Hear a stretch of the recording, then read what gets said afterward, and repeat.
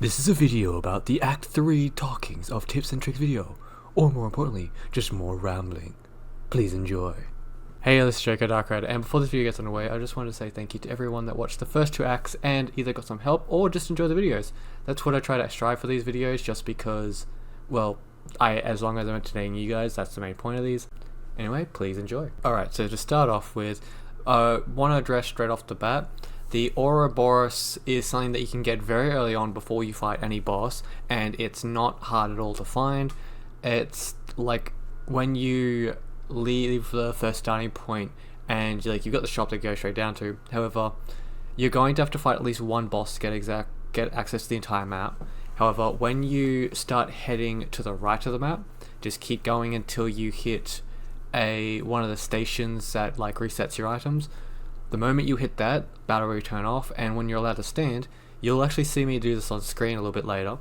But what you want to do is, technically he's going to tell you to go right to the next room to get something for him. Instead, turn left, basically take a step forward, turn right to face this little machine on the wall, take one step forward and then face the left. A cuckoo clock will appear on the wall, and technically you find out this later on in the game via an item you can buy. But if you set the clock to 4 o'clock, you actually get the Ouroboros, which is, if you set it up in the previous act like I mentioned beforehand in the previous video, this thing will be keeping the exact power you gave it and will be overpowered as fuck, especially in this game because it's not as difficult to summon it. It just takes a few turns. At the same time, the cuckoo clock also gives you one of the pieces you need for another puzzle, but I won't be covering that because, as I said, I don't cover all of the puzzles in the games. I like to leave a lot of them for people to explore. I'm just telling you some of the stuff the game straight up just doesn't show you or tell you, or stuff you may not know you can do. So following on from that, the next point I wanted, with that little brief one out of the way, the first actual point I wanted to bring up was don't overcrowd your deck. That is a golden rule. After a certain point, when your deck is a decent amount and stable, you will be able to watch this through this, the video in the background. However, too many cards in your deck will basically lead to the exact same issue as Act 1, where you will not get the cards you want and you will die easily. What you want to do is keep your deck manageable, and you can have a few cards in your deck, but don't wait. Every now and then you'll find cards along the pathways that you get for free. After a bit, start ignoring them. You do not need every single one of them unless you're really wanting to have all these different cards, which, don't get me wrong, that could be pretty good, but as you'll see by my run in the background here, you don't need it. Legitimately, after I got the Ouroboros and I set my deck up the way I always do, it's basically a walk in the park. Now, I will say that every time you get free cards, they are always randomized when you're getting this selection of 3, so you will get different cards than the ones I got. However, this will lead into the next point. The second tips and tricks being value the weak cards, because the weaker the cards, the easier they are to summon, but they can become aggressively broken, especially when you have the Ouroboros, which will be your main way to just instantly win. What I'm saying, for what example is, you will see in this video that I'll be getting things like the gift bots and the turrets. They are really low summoning costs, so if they're not played first turn, they're played second turn. You can give them multiple abilities, because in this particular act there is a shop function where you can pay the currency you get from battling bosses, and you can upgrade your cards to have up to 4 sigils, and usually get a choice between 3. Now, the one that's good about that is, you'll see via the gift bots I create later in this video, but you can make some really broken walls. Basically make cards that will pretty much just cockblock your opponent completely until you get one of your actual powerhouse monsters, including the Ouroboros, just slap it down and win. Legitimately, it's that easy. You will notice that once I get the Ouroboros, I have basically a completely weak deck, and I win every single fight. I don't lose ever from the moment I get the Ouroboros because of the way I set my deck up. And the weak cards, like, sure, there's a lot of strong cards you could go for in the deck, and you're free to make the deck however you want, but this is just like, not only will this make it easier, but it will tie into the next point, which is, of course, the mycologist boss. Now, if you followed my tips and tricks video on the previous one to getting the key for his boss fight, this is where you get the boss fight, and you'll know, like, there'll be a timestamp showing exactly when it appears. However, at that exact point, you'll see this part where in a pathway where you can go diagonally, but at a point where it didn't actually show that option as like at that exact time, because this game likes to hide pathways. When you know where to look, you go there. However, one thing I would suggest is do not fight him straight away. What you want to do is abuse the functions I've mentioned earlier, because you want to be able to build up your money and build up your deck a little bit. So at least fight one boss, and what you will do is make sure your deck is, as long as you have the Ouroboros and you have a decent deck, you are pretty fine. Because one other thing to abuse with the money system is normal bosses will reset if you leave the area without fighting the boss. So you will see what I do in the Leshy area. I fight the 2 enemies in there, but then I leave the area, it resets them and resets my items, and then I go back in, and I literally just do that to build up money so I can slap on a shit ton of sigils on my characters, and then when I'm all set up, that's when I go fight the mycologist, because then it's not the fact that it makes it easier, it sets it up for something that I show up in his boss fight, because he gives you a free card that can actually be really broken if you do it right. Now, the way I've done in the video, and you will see this when you get to it, the way he works is when you force him into his second stage, he will fuse the cards on your board into one card. They'll have like combined stats of the ones that get fused. They'll only get 4 sigils, but the way they get fused will determine what stats they acquire. Now, I did my test showing in this video, I put Ouroboros in the middle. So of course it got a cost of 5, because one thing the game doesn't tell you about this boss fight is when the cards get fused, the card in the center of the board will be what the cost is for your card. So if you want something that has a low cost, put a turret, which is why I say we value weak cards. Put a turret or a gift box or energy bot, something really weak in the center of your board, and then put the Ouroboros, say like to the left of it. Because what that will do, and I've actually done this on my recordings for YouTube ages ago, it will give you something that has like a 1 cost, but has the power that you gave the Ouroboros. So you will have an insanely broken card, easy to play. I tested it showing the Ouroboros in the center to show you that it becomes a cost 5, because that's what Ouroboros is. But it would be much more efficient to play a 1 cost, because obvious. One thing that's also good is for the Ouroboros and a few other cards, choosing your sigils is probably one of the most effective things to do, which is why my 4th point is utilizing the Ouroboros effectively against bosses. And what I mean by that is, when you're upgrading your card with abilities, you can choose like a couple abilities to like pick from. Now, there's 2 things to remember about this. The first thing is, if you find the sniper ability and the double attack ability, both of them is something you want on the Ouroboros, because the double attack allows it to attack left and right, sure, but if you give it the sniper ability, it gives the Ouroboros the ability to attack 2 times, and you get to pick where it attacks. So you can aim for anything on the board, or you could literally aim for the same blank spot on the board and deal its full attack twice to the opponent, allowing you for, like, you'll see it later as well, me doing that in the video, and I'm getting a lot of money for it. Especially if you made the Ouroboros overpowered as fuck, and then you've now got a way to absolutely capitalize on that. Now, the other thing about that though is, say if you didn't get an ability you wanted, this is actually where like the utilizing your cards, including your Ouroboros, come in handy, because there will be times in the game where it'll either ask you to trade one card for another, but it'll also tie into my next tip, which I'll get to in a moment.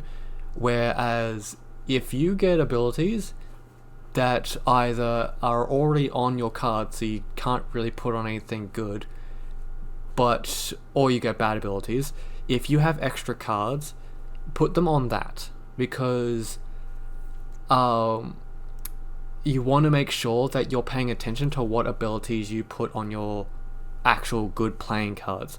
Like for instance, if you've got gift bots, the revival ability is great because they basically become walls that keep reviving and giving you cards as they die. And if you can give them things like spikes, turrets, flying defense, they basically become repetitive walls if they're undying. And or like the sniper bot, you'll see I give it the double attack because it's already got sniper sigil, and then I give it the poison ability later on. That basically makes it a death sniper where it can shoot anywhere on the board twice, and any enemy it shoots, it will auto kill regardless.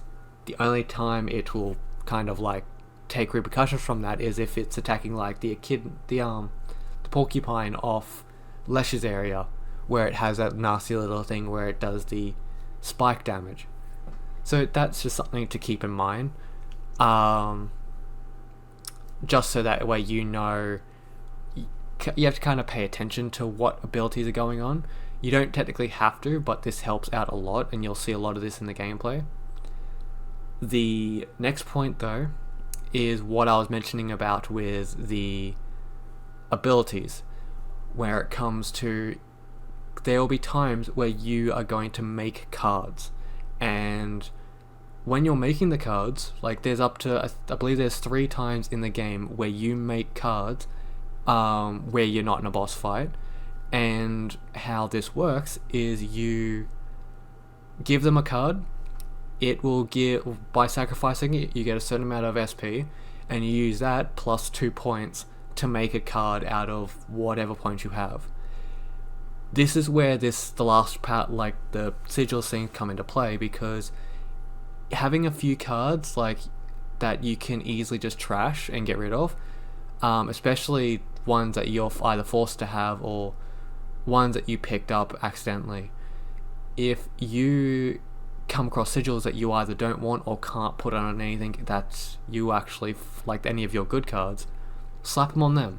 Basically fill certain trash cards with like complete ability sets. Make sure they're not completely useless so they don't dick you over.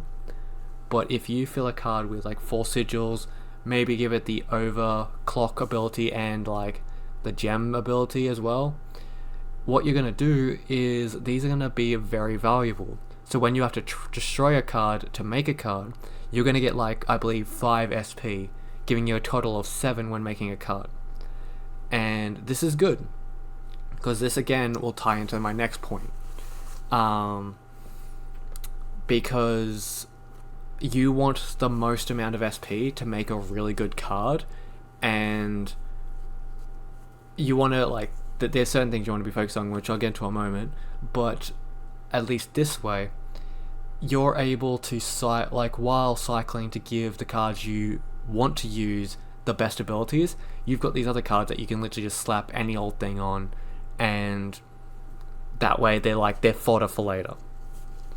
But in that note of sigils and stuff, it does go on to the next point, which is the one thing the game doesn't tell you, and that's do not put sigils on the cards you build at that time.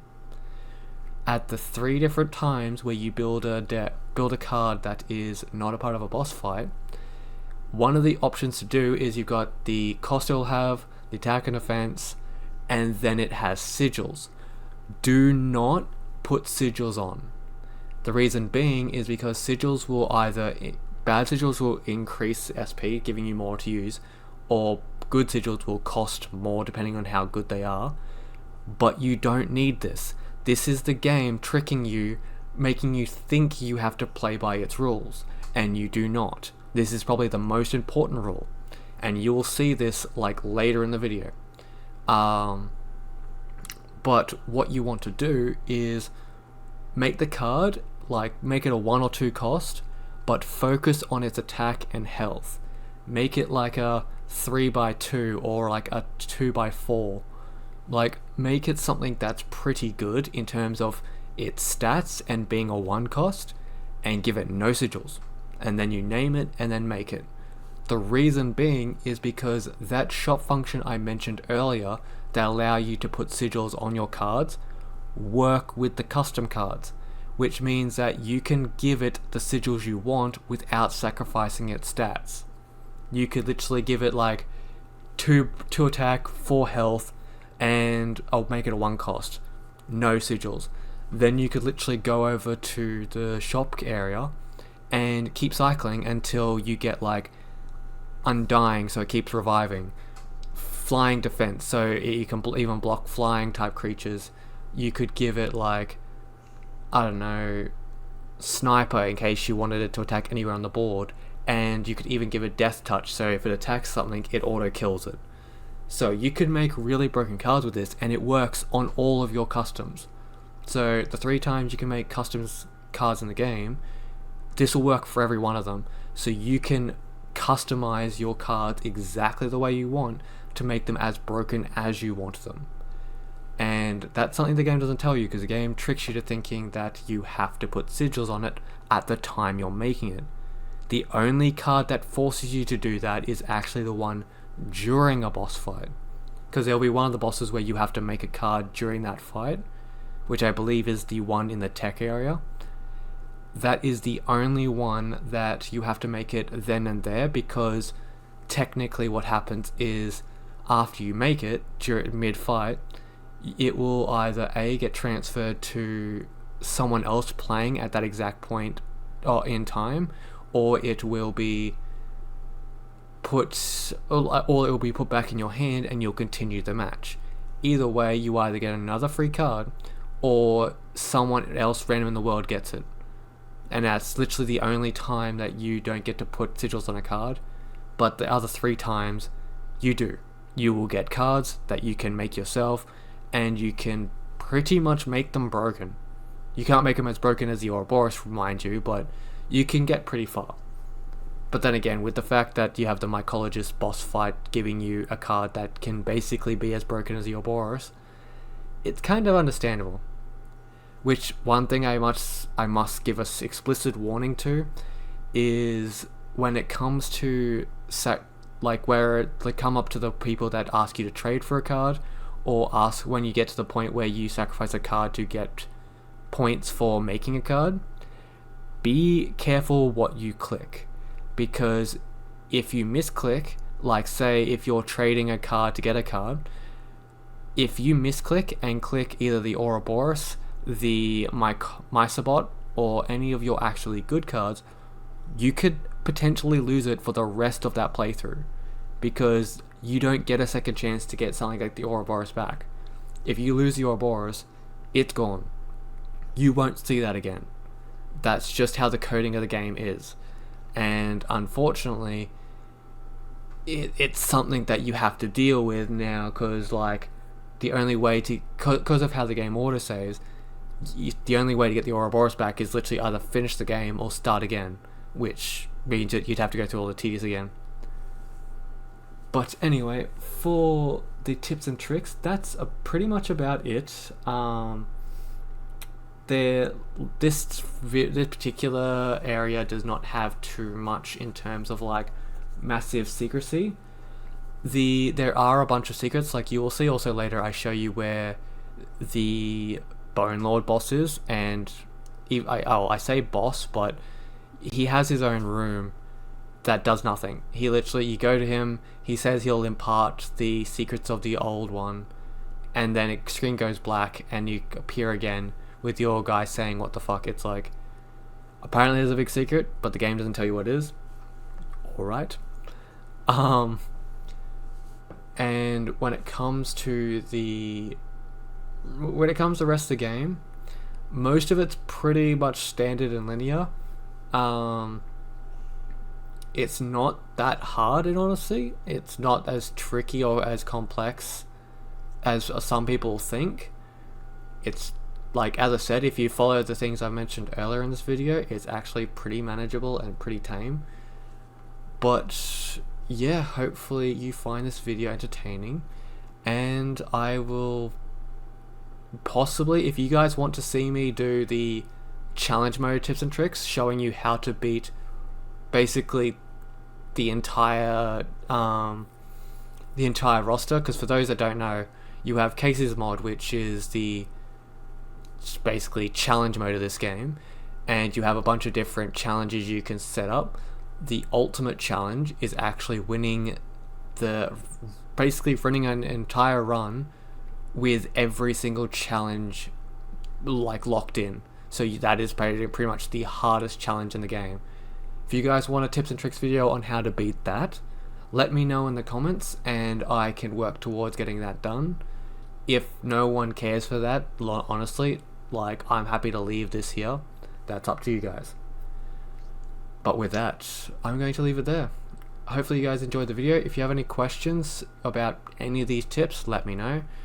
But for now, I will basically be finishing up there. So hopefully you guys found this entertaining. I hope to see you guys in our following vid. And hopefully some of you found some of these tips helpful. And hopefully the chat down below, like the comments, isn't filled with just people complaining about why my character is on screen, because that is a really stupid question. So for now, my good people, I'll be leaving it there. So leave a like, leave a subscribe, check out videos, and I hope you enjoy the rest of the video. So thank you and goodbye.